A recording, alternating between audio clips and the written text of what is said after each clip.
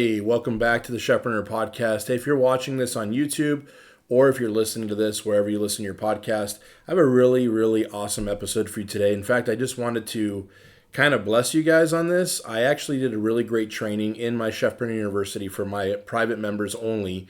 And we were talking about really establishing your operation, how to become a CEO of your own business, making sure that you understand your role. So, without further ado, I want to give you guys that training. Here's the recording of that training that I just did last week. What I'm excited to do is to really just kind of walk you guys through. I went over a recap of on Monday, just a little bit about what this trimester is going to be about, kind of highlighting the training that's coming up.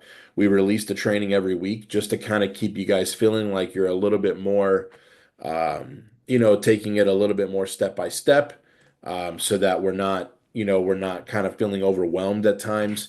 And these are some of the things that in your business you're going to establish from the ground, yes, but then as you grow, you're going to kind of revise, you're going to kind of grow into a lot of these things necessarily, and we'll get into all this about, SOPs today, about your role as CEO in the business, about what your role should be. As we go through some of this training, we're going to talk about how to utilize your time, how to create habits every day in operating your business. I think because we can all find ourselves very overwhelmed with everything that we're doing. At least I do a lot of times. And it's kind of sometimes easy to let it get away from you and make you feel like you're, losing, I wouldn't say losing your mind, but sometimes we don't really know what we should be focusing on. Other times we feel like we're focusing on the wrong things, and I don't know if you guys are relating to that, but I feel like I definitely go that direction a lot. So it becomes for me a little bit challenging at times where I'm feeling, can feel overwhelmed. But again, my goal is in this trimester and continually is to help you find the balance of understanding of what you should be working on, what you should be focusing on. And those things change from time to time in your business. So it's not like this is what I focus on 24/7, but it's getting into a good habit. But a business is like a living being. So things are going to happen. You're going to have to make adjustments. You're going to have to really understand sometimes what it is that you should be working on. But the most important thing is not necessarily sometimes what, it's when. When should you be focusing on certain things and others not so much? And again, as we build our businesses, um, we there's all these emotions that flow, right? We start off where we're kind of building out the business. That's the most important piece, building out the proper foundation, like we said, building out the proper business, making sure that you're solidifying your company and it's set up and foundationally strong and set up properly. Your brand, your messaging, your actual services, your offerings, all the pricing, the direction, the niche, all those things that we talked about in trimester one or in the foundations are really important because it's really what we build the rest of the business on. And then again, we taught you so far about how to sell your services and the various forms of marketing your services. Okay. And so this is something that, again, we sometimes fall in the trap that this is all we think about, where let me close my Telegram here. I'm sorry. I want to get messages while while I'm on, so I apologize. Um, we don't want to necessarily, focus on just marketing all the time. I feel like we tend to do that, and marketing and sales is the lifeblood of your business to create the income that you need and to obviously grow the business. Yes. But at the same time, we need to really figure out and make sure that we're focusing on that at the appropriate time and then what we're doing to establish. So in trimester three, in this kind of section and kind of pillar four in our method, as you will, we start talking about how to scale the business, how to fulfill the services, how to actually go perform these services for people. Okay, we're going to talk about that next week. We're going to do training on that, on how to actually execute a really good cook day and giving you some practical tips, some practical things on that, what I've learned over the years. That's been very, to make sure that people are wowed, to make sure people are having a great experience, and to make sure that you're growing the business by wanting people to hire you over and over. And again, marketing and sales are two skills that you need to learn But we'll talk about that today a little bit too. Not necessarily we're going to talk about how to market and sell, but about what the role is, in your business. So let's start there. What is the role? What is your role in the business? Okay, we need to first figure that out. Now, obviously, most of you, I mean, I know you all personally, but your role in the business almost always is you're the owner, you're the operator, right? You're the CEO, you're the leader. So you're not just the chef, you're the leader, you're the CEO of the company, okay? But we got to kind of figure out what that really actually means. We use these titles, I think, nowadays in business where it's like, I'm the CEO, and it sounds great and grand, and it sounds really, really posh to a degree. It sounds very bravo, but the truth is, and there's actually a little joke that I think Dave Ramsey puts out there where he's like the CEO, which originally stands for Chief Executive Officer, right? You're the top of the top executive. But he actually says something funny. He says he thinks it stands for Chief Everything Officer. That's probably more of a real perspective when you're, especially in a personal chef business, you're starting out, you are the chef, you are the salesperson, you are the marketing person, you are the everything, right? You're the operations, you're the whole nine. But I want to give you the actual context of what being the leader in your business looks like, as far as this. So what is the role? Well, number one, very clearly, you're the one, and I'm going to talk about the three things that are really the most important in your business. Again, right now you're wearing all the hats. You're probably wearing, and I apologize, I misspelled provide. It should be provide, not proved. My apologies. But you provide vision for the company and the team. This, so here's the deal. You are the captain of the ship, okay? You are the one that's leading the charge. You're the one that started the company. You're the one that started the business. You need to provide vision for the company. And all simply vision is where are we going, right? What direction are we going? So even when you were discovering your niche and kind of working on establishing your business, in a way, that's providing the vision. Sorry, this is gonna annoy me. I apologize. All right, back to the show. All right, so you provide vision for the company, and realistically that's what you're doing. You're providing where you're going in the company, what you're wanting to accomplish. There's goals obviously involved. We talk about that in mindset, kind of in the first pillar, like a little bit of that mindset of understanding like what the changes are of like, again, where you want to take the company, what you want to accomplish with it, not only for your clients but even for you personally. Okay, but you're providing vision. Where are we going? Okay, the captain of the ship is the one that's saying we're going there. The captain of the ship doesn't always necessarily have to have his hand on the wheel, but you're the one directing the vision. Very, very important for us to understand, okay? Number two, you're the biggest decision maker. Business decisions come up, and you're right now, you're probably the only decision maker.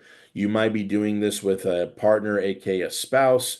You might have other people's input, even if you're feeling like, hey, I'm in Chefpreneur, I'm doing this, I'm getting coaching, I'm getting mentorship, I'm getting training. We're kind of doing it with you, of course, but ultimately, you're the biggest decision maker in your business. You're the one that decides what's going to happen and what's not. Okay. And um, this is not to try to be rude, okay? This is not to try to make anybody feel bad today, but I have coached many, many chefs, probably over 100 now at this point, like directly. And the truth of the matter is I have seen a lot of people be very indecisive on a lot of things. And I'm not saying that to make anybody feel bad. There's a level of course vetting that you have to do. There's a level of kind of walking through the decision to make. That's not what I'm talking about. There's a lot of people I still feel that are very indecisive, and that could be very problematic as the leader of a business. You need to learn how to make decisions. You need to make them efficiently. And I'm not really saying make them quickly. It's not about it being a fast or a slow thing. but it's indecisiveness. If you're sitting there and you're like, I don't know, I don't know, I don't know, I don't know, and you're there for 2 weeks, like that's really not good. I always found myself making decisions where, and I can give you guys a couple of my own tips that I've learned, if you're taking notes, like I have found that if something is about 75% to 80% there, I pull the trigger. I go with it.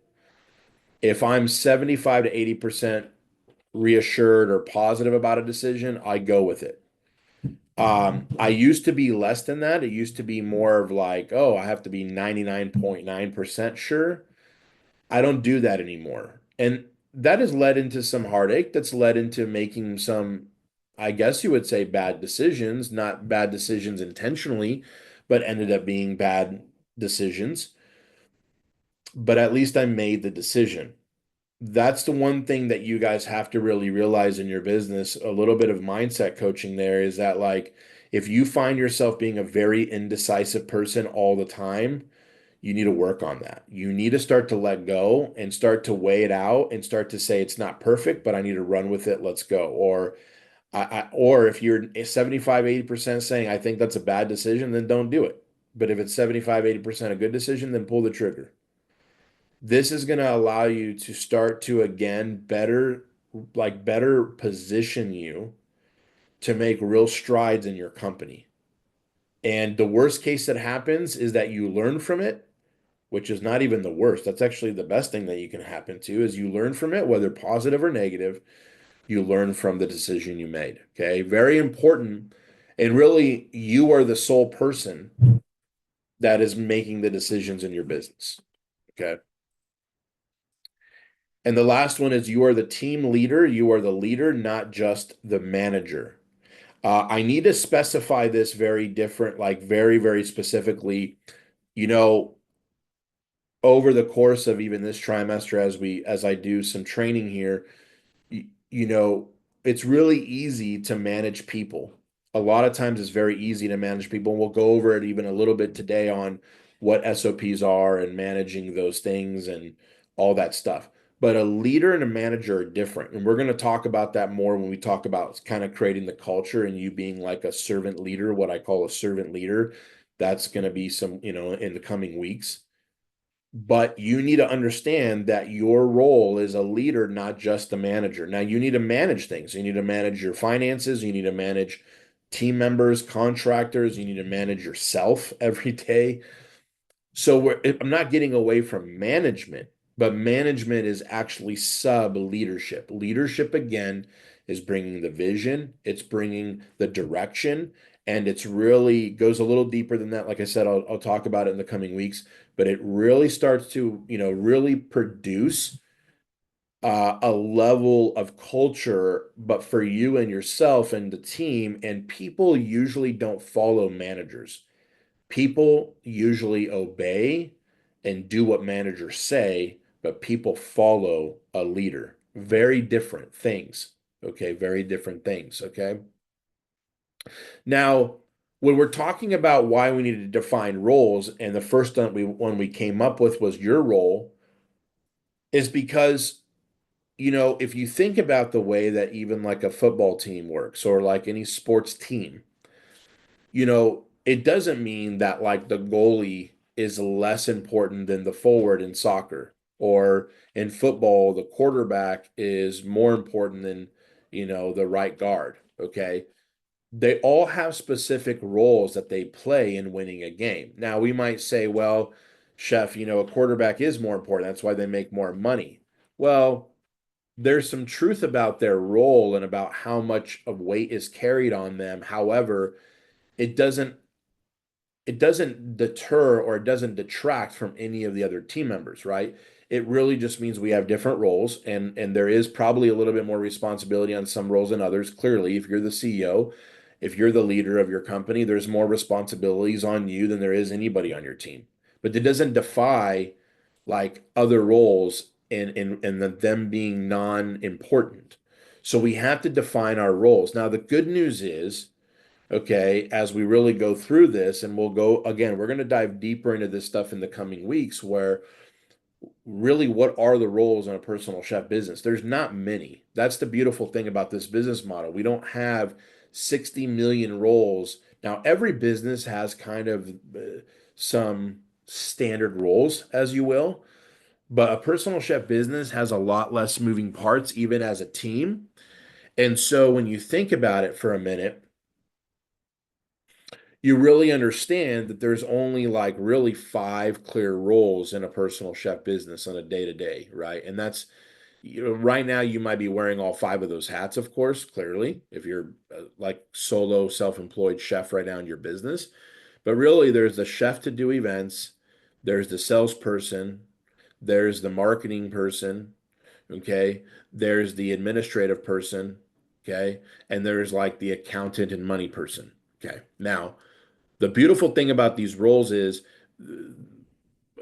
they're so small in comparison with like, yes, an accountant or the CFO, chief financial officer of Amazon, massive job. There's many people under that person probably doing everything from just, you just do accounting on just, on just the West Coast or whatever. Like that's a whole nother level. But in a personal chef business, as we talk about habits, which I'm excited to talk about, and kind of orchestrating your day and how to keep yourself operationally really strong, really on track, feeling like you're in control. Like I'm going to give you some tips and tricks, but like this business is so simple to do accounting. It's so simple to do the finances. It's very simple to do the administrational stuff because there's not many moving pieces.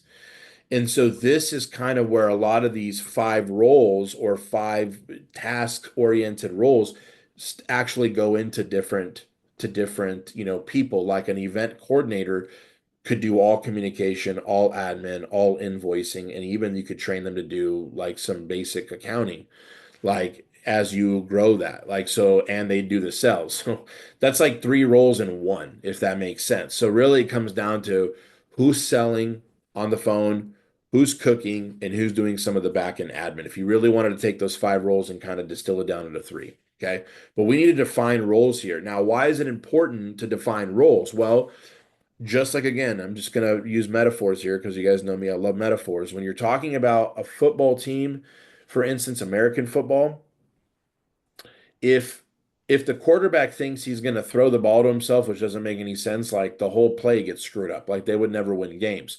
If the linemen that are protecting the quarterback think that they're going to all run out and try to catch the ball, again, you're going to lose.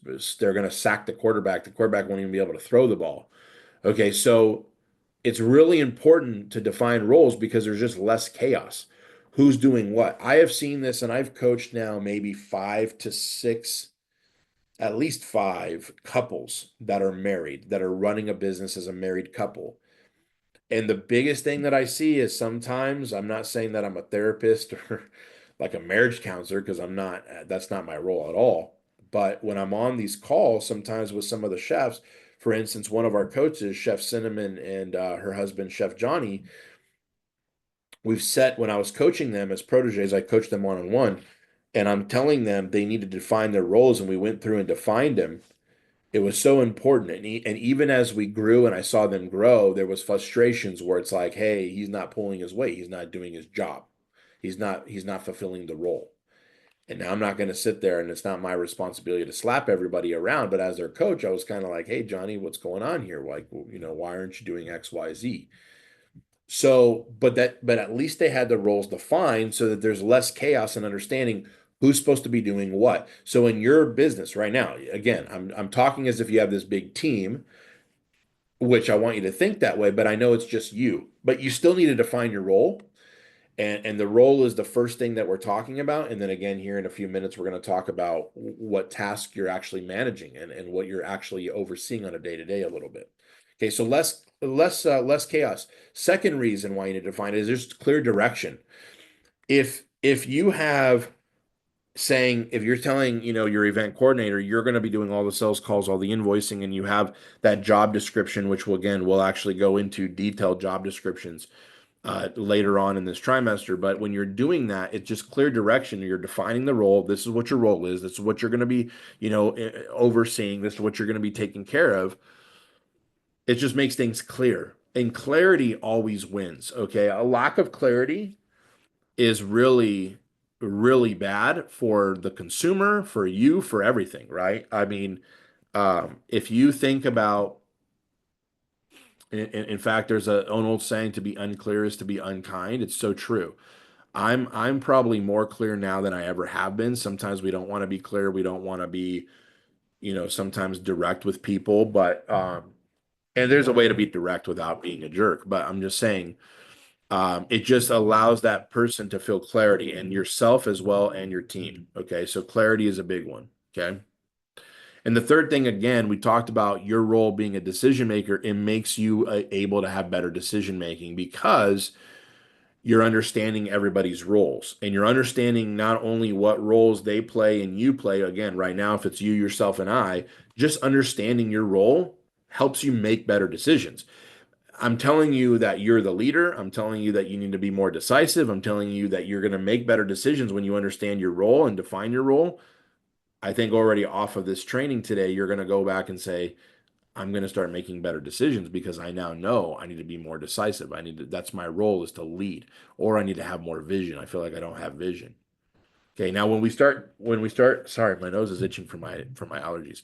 When we start defining your team, and as your team, grows, and as you start to do things in your business, what's exciting about this as we go along is that you'll start to see that, like, when you're creating this culture of leadership, these types of things become even more evident, and the decisions that you make actually have more impact, and your business actually grows from them. Okay. I have worked for so many chefs, and I know we're not talking about this, a little bit off subject, but a little bit on subject. I've worked for so many chefs that are horrible leaders. They're good at managing things. They might be really good with food. They might be a really, really talented with that, but they were horrible leaders. Horrible. And they didn't understand how to lead. They just understand how to manage and bark. And that's a boss. And a boss is not a leader. Okay. Okay. At the end of the day, you are a boss, but you're a leader before you're a boss. Okay. Really important. So that's why you need to define roles. Okay. Now we're going to talk about, because I really want you guys to get the understanding of what is my role in the business. Okay. And again, I know we didn't go through all the roles. We're talking more about you as the CEO, as the owner. We start there because many of you, that's your only team member, is yourself. So we had to define what it is that the three most important things that you're going to be doing. You're going to set the tone, make better decisions. You're leading the team, not just managing them. And again, you're the one that has the vision. Where are we going? And I can't wait again to talk about culture and how to instill that.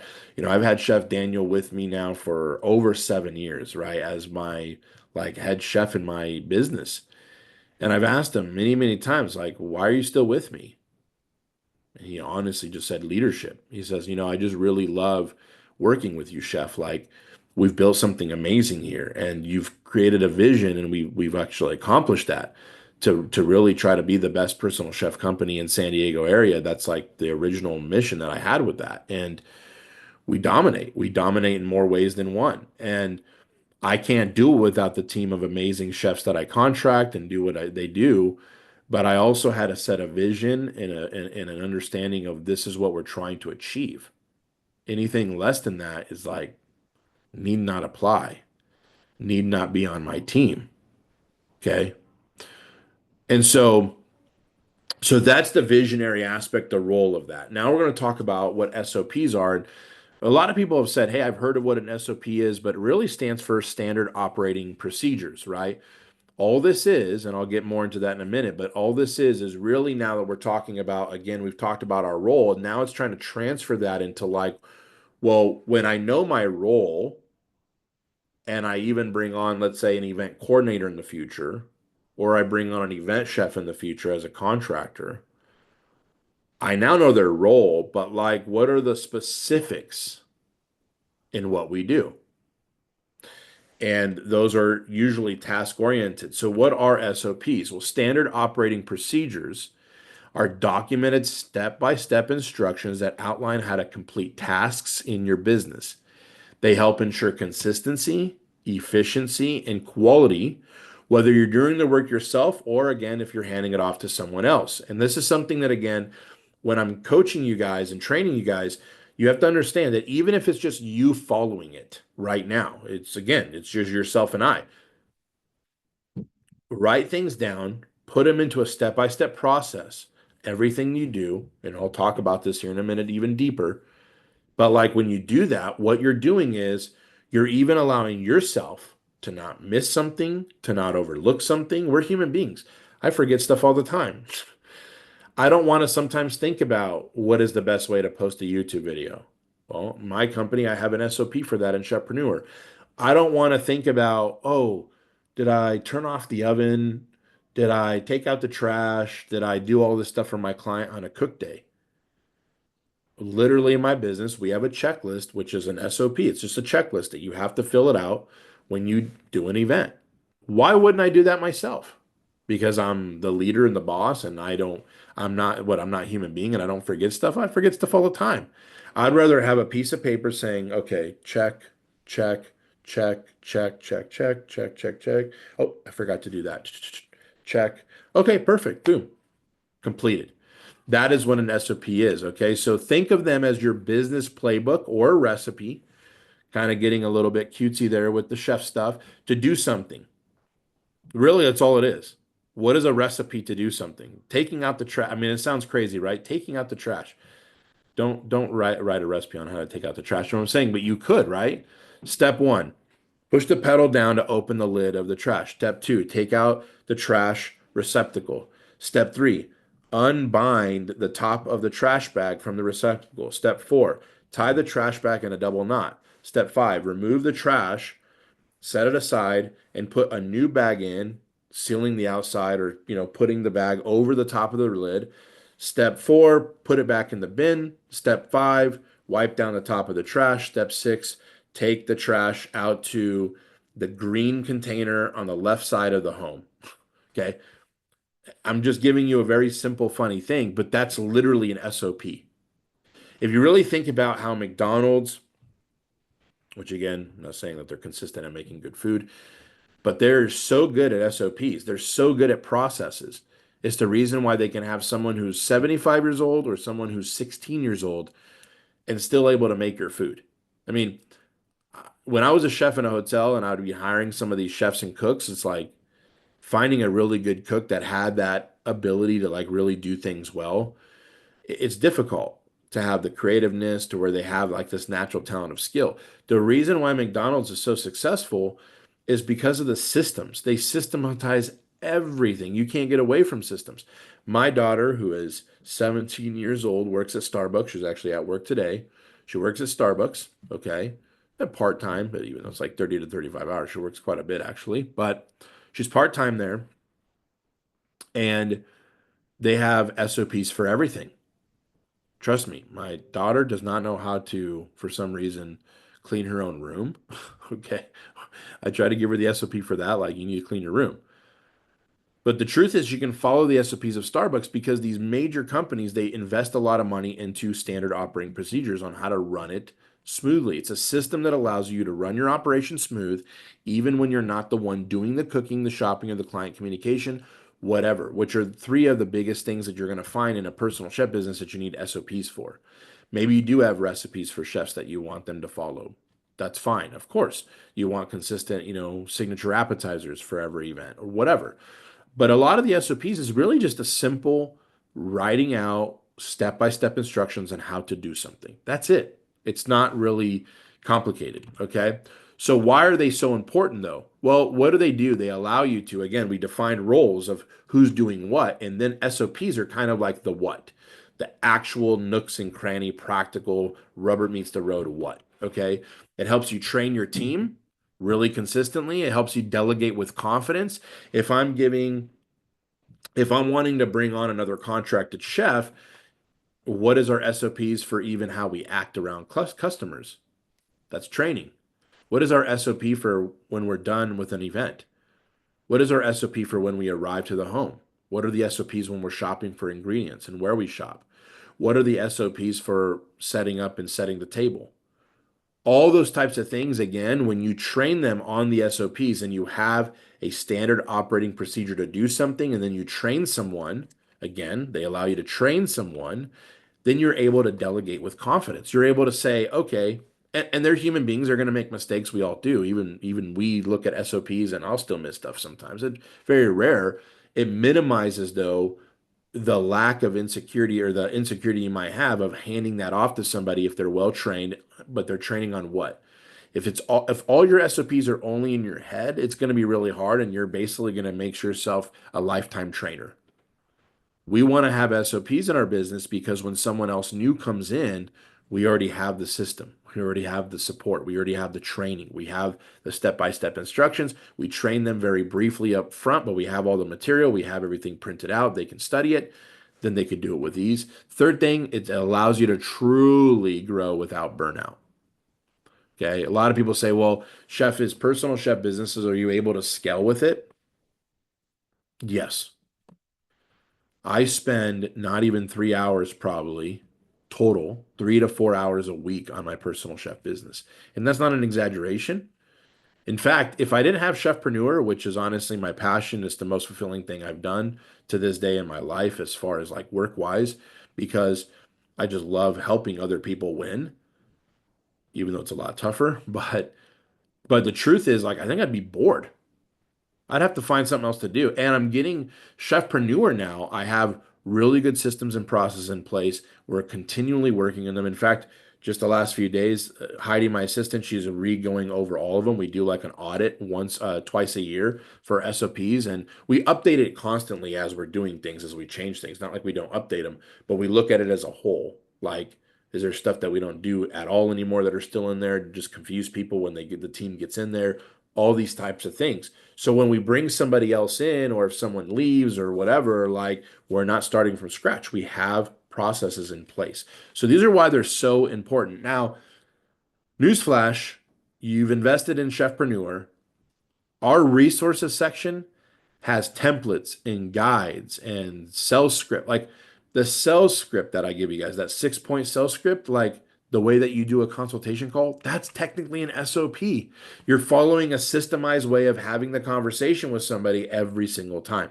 That's standard operating procedure. So there's already a lot of SOPs we've already given you. If you just follow, print them out, hang them on the wall to say, here's my sales script by my office when I take my personal chef consultations, right? Or this is how I, you know, create a social media post. And then you just map it out. This is what I do. I take a picture first with my phone. I put it into this app to make it look sexy. I then do this, and this is what I write. Then I write a simple 30 to 50 word, description, and then I post it on this, and this platform. Like that sounds obvious, but if you write it down on a sheet, eventually, if your son or daughter or your spouse or your friend or whatever, as you grow and you even have, say, somebody doing your social media or whatever, you already have a process that's been working. You already have a process that you want them to follow. So again, it really allows you to do all those things. So what are some examples, meaning what do you need a recipe for? Well, like I said, actually breaking down, taking out the trash in 6 steps, probably don't need that. Okay. If you need to have somebody realize how to take out a bag of trash, I don't even think they're probably worthy enough. And I'm not trying to be rude, worthy enough to even work in your company. Okay. Like let's be real on that. Okay. So let me move my camera in case you guys can't see that. Okay. So what are some examples? Well, one is client onboarding is a big one. So that 12-step customer journey we talk about, that's a process that you should follow like clockwork in your business. You're just installing it in your business. Think about it like a soft piece of software. Oh, what's the process you take your client when they're onboarding? From when they're a lead wanting to be interested in what you have to offer all the way to closing the deal, getting the invoice paid, and then even after that, fulfilling the event. Okay. But what does the client onboarding look like? Well, we give you that 12 step. You should follow it. It's an SOP. Okay. Grocery shopping. I feel like that's a big one, especially as you grow your team. It's not about like saving money and this and that. It's about what kind of quality ingredients, where to shop, what is the expectation our clients want, really getting clear on that so that when other chefs go out and shop, they're not overbuying, they're not overspending. So I have SOPs in my business with chefs on how they shop because I was coaching someone yesterday on a call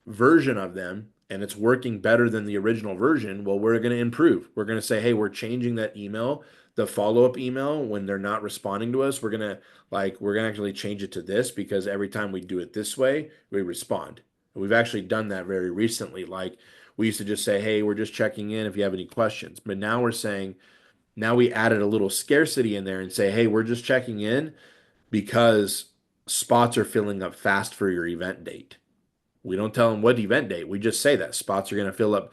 I'm sorry, we don't say spots are because that'd be a lie. Spots can fill up. I think we say spots can fill up fast for our event dates. You know what happens? Scarcity, a little bit of pressure, a little bit of time pressure, and they respond back better. So it's like, okay, that should be our new process now because it allows them to, no offense, start answering us back. Okay. So again, identify repeatable tasks that you already do, write and record those steps out, test and improve, test and improve, test and improve. Okay. You're going to get better results and continually. Plus, other people that are going to work with you, guess what? They might improve on something that you put in place that's going to work better. And that's part of being a good leader is, wow, I got a good team and maybe they know something I don't. Period. Okay. Last piece of advice, start simple, begin with just one or two SOPs that you write up. Don't get overwhelmed. Specifically on things that are like client communication, event communication. Those four that I really told you are very important. Communication, sales, marketing to a degree, follow-ups. Those things are really key. And then how to fulfill event dates and stuff like that. And again, next week we're going to get into how to execute a good cook day, whether you're doing meal prep, whether you're doing private dining. They're different setups, but there's checklists that we have for you. There's things that you're going to be able to follow, how to set a table, five kind of in a way, core understanding of why you should dress the way you dress, how you should talk, all those types of things. But begin with one or two SOPs. Don't go crazy. Don't overwhelm yourself and then store in a shared digital folder. So we like to use again Google Drive. We've talked about this in kind of the foundational piece when in through all the university. We like to use Google Workspace, which is pretty much Google Drive. They just call it Google Workspace, and Google Workspace is specifically for your business. So you can get like a custom email again, you need to have the domain first, and then you can get a custom email done up with Google Workspace, basically like a Andres at dinner with a chef.com or Andres at chefpreneur.com. That's what you can sign up for, but you use those folders as to store all your SOPs. And then when you have chefs come in, you give them access to that. Here's the SOPs. Now you can also print them out and give it to them, of course. But I'm saying for your own benefit, it's like having a digital file cabinet, right, on the web. And what I like about that too is let's say you're on the road, let's say you're doing an event and you're like, "Oh man, I need to print out the event checklist and I didn't print one out before I left." Well, you find internet, even pull up your phone, pull up Google Drive, open it. Up, here's my SOP, print to the hotel computer or wherever you're staying, and next thing you know, you got your SOP. So start simple, don't overwhelm yourself, but this is really how your role as a leader, the visionary. Yes, we talked about that, and then again, how to do some practical things with the SOP. So I'm going to open it up now for questions. Anybody have any questions on establishing your operations this way, kind of in the intro of it, week one? How can I help you? Any specific questions I can answer for you? You can raise your digital hand here. There's a little raise hand on the bottom of your Zoom, or you can put it in the chat or in the question and answer thread. Anybody have any questions I can answer for you?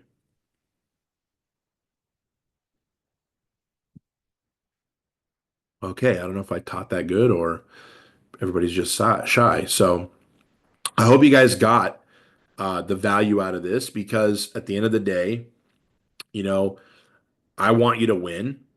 And I always say this, right? Like, again, I use a lot of metaphors. One more thing that I'll kind of just share with you, and a lot of you, it's because we've already probably thought about this, especially people that we've built their brand and their business for them, like Chef Ken, like Chef Debbie, we're working on. Chef Scott's gonna be coming up actually. I get to meet him in a couple days, which is awesome.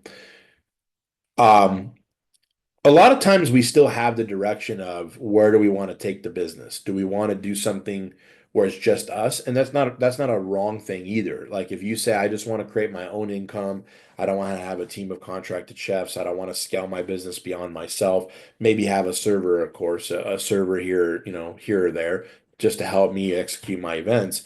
There's nothing wrong with those things. There's nothing wrong with that. That's not a, there's not it's not a right or wrong answer. It's really what you have as a vision for your life and your business. Okay. But again, still keeping yourself consistent, not having to do brain work.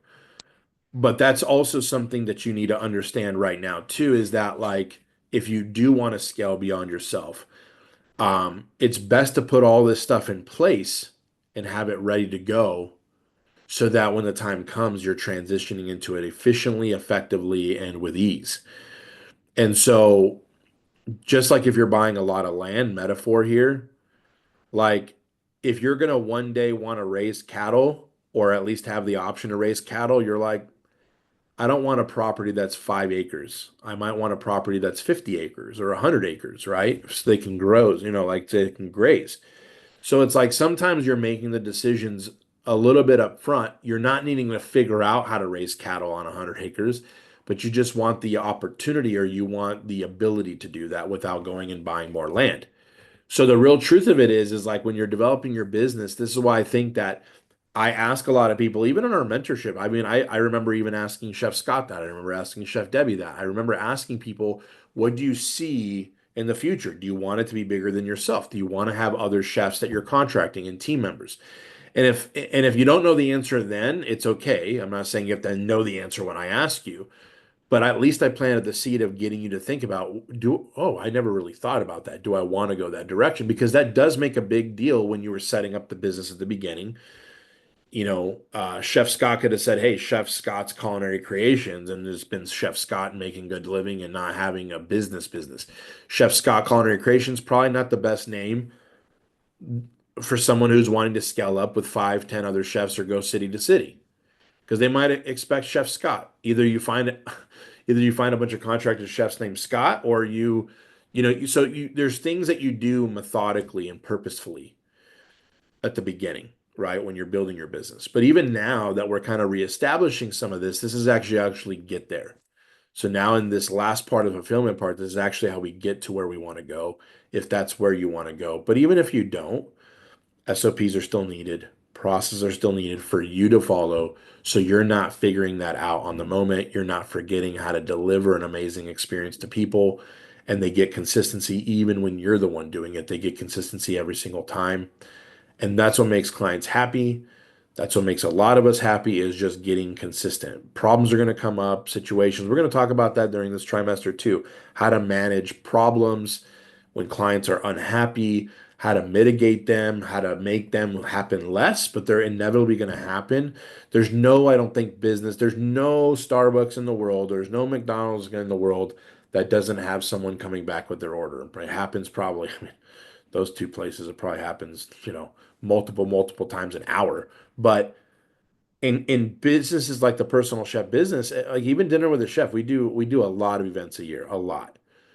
And we had a little bit of a slower month last month. It was like 37 or 38 events, which is a slower month for us, which is a lot. I know it's a lot. It sounds like a lot, right? But no complaints. We had one person give us one good constructive feedback, but it wasn't necessarily even a bad feedback.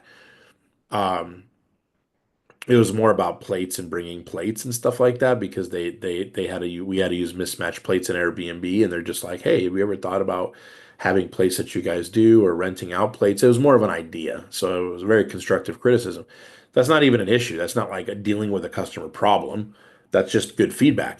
But it's like that's a pretty freaking good month, 39 events, and that's all that we really got as far as like, you know, constructive criticism even wasn't even really like negative feedback.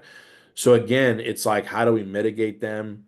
But we've had people, oh, my tile broke. You guys broke my tile because, the pan got too hot. It's like, well, in my head, I'm thinking to that client because I remember that was clear as day.